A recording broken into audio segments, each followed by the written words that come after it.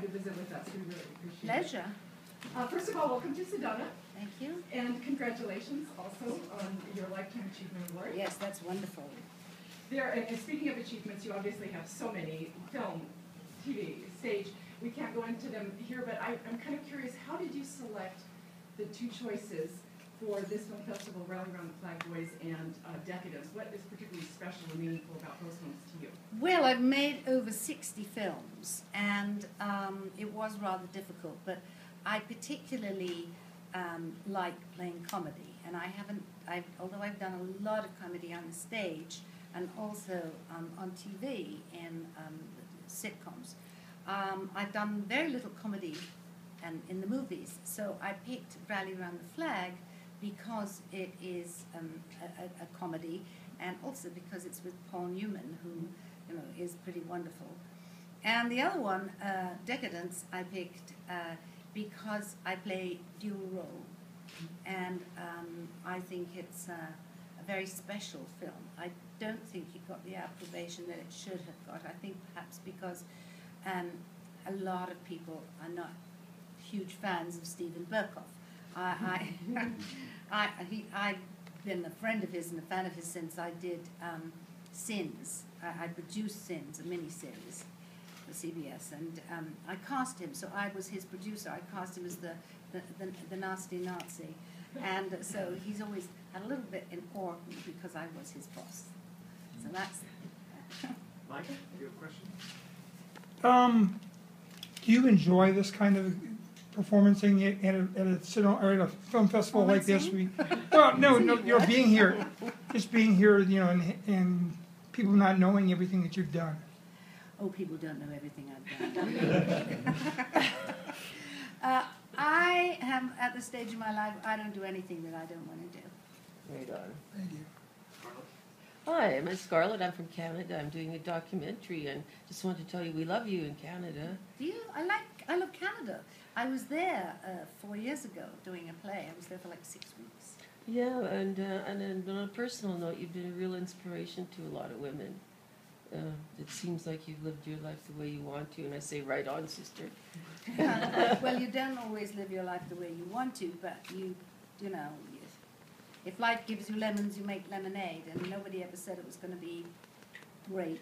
Life is not great for most people, but mine's been pretty great, but I've had a lot of ups and downs, which I've chronicled quite a lot in various books, and of course in my one-woman show, which I don't know if any of you coming to see it.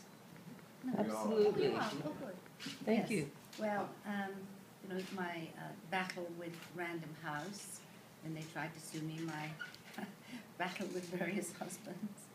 So, yeah, but I enjoy my life. Main thing. Otherwise, why are we here? Right. Thank you. Molly? Hi. So I understand that you have an autobiography coming up called A Passion for Life. Yes. And so obviously you've had many passions in life, including your publicized work, your stage work, television and film roles, and your charities, etc. So I was just wondering what was, or what experiences have been the most meaningful or fulfilling for you? That's very hard to answer. I've had so many meaningful experiences. I think my children.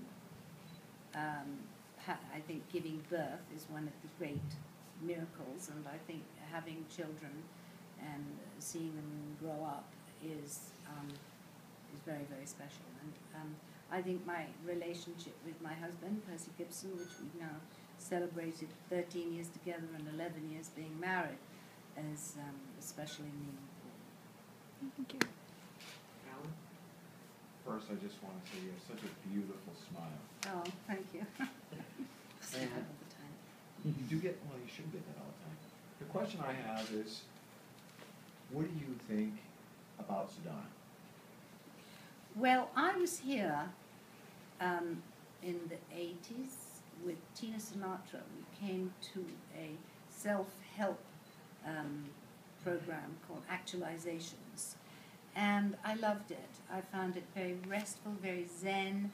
It has great karma, and I'm just sitting last night in the hotel room with my friends. We all felt, we sort of let out a big sigh of relief, because I've been in New York, and Los Angeles in the past 2 weeks, and it's been a bit frantic. So I find it a very relaxing and spiritual place.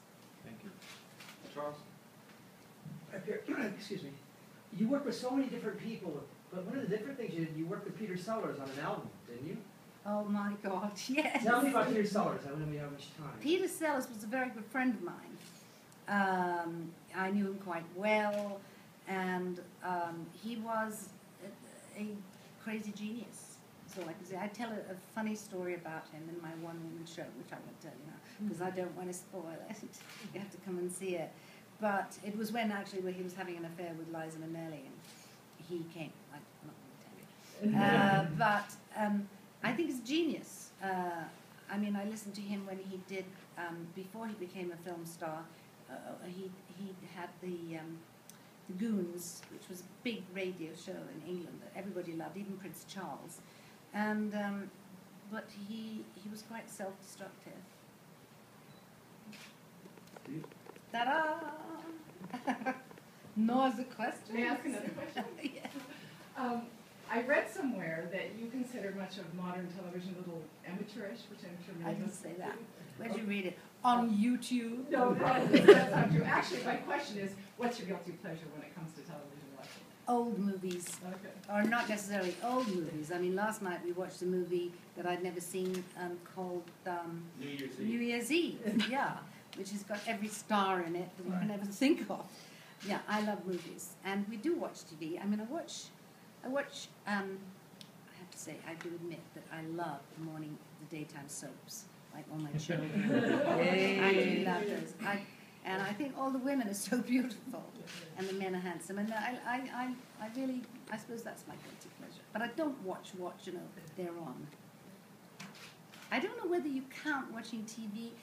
I mean, they say there's two kinds of people. The kind of people that go into the room and turn on the TV, and the kind of people that go into a room and turn off the TV. I'm the one who always turns it on. So I always have the TV, normally on a news program, but at certain things in the morning. Scarlett? Would you ever do a reality show? No. Hell would freeze over? Okay. No, I didn't say that. I've been asked several times. I've been asked to do all of those in England and America, you know, the dancing and the Oh, you know, yes.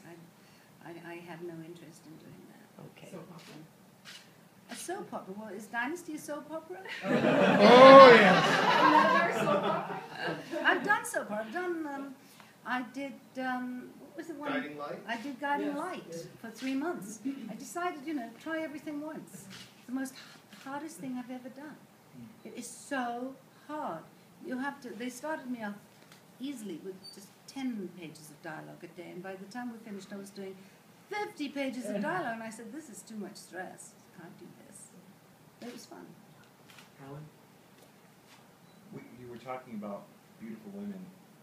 What is your secrets of staying beautiful? Moderation, up to a point. Lucky genes.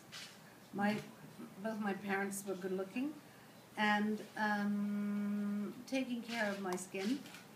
And moderate exercise. I hate exercise, but I do it. And also I do see several women around my generation who've exercised all their lives, who have a lot of problems now with their bones, with their joints, you know. Knees are gone, hips are gone. Is there wood? Where's the wood that I can touch? Okay. Right here. No. Okay, touch wood, I haven't had any of that. Okay, last question. Oh, all right, Steve? Do you have a bucket list? Yes, I have a bucket list, but I've only got like 2 things on it. I want to go to Peru, because that's where my husband was born. And his grandfather, there's a street there called Percy Gibson Street.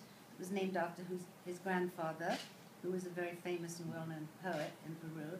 And I've never been to St. Bart's, the island of St. Bart's. I want to go there. I don't know why I've never been. And not really done anything else. I do not wish to go to the top of the... Well, actually, I've been to the top of the Eiffel Tower. What am I talking about? And I've been to the top of the Empire State Bungee Building. jumping. What else? What? Bungee jumping. Never, no. Okay, one I more wouldn't question, do it. Charles? you started making film in England first, and then Yes. you moved over to the States. What was different about making films in England than making films in America? Well, I was 17 when I made my first film in England, and I was green as grass. I was just still at RADA Dramatic School, and everybody seemed so old, and and they were. Everybody was like in their 40s, 50s, 60s. They'd been in. I'm talking about the producers and the directors and the technicians, and going to the States a few years later, everybody seemed so incredibly glamorous and professional. I mean, all of the unit, all of the people who worked behind the cameras, they were all beautifully dressed, and everybody was smoking. Don't forget that. Even people who were fitting me. I had pictures of Charles Lemaire kneeling down and fitting my gown for the Virgin Queen with a cigarette hanging out of his mouth. It was very different. Thank you, Joan. Thank you. everyone. Thank you. Thank you, guys. Thank you. Thanks. I hope you enjoy the show.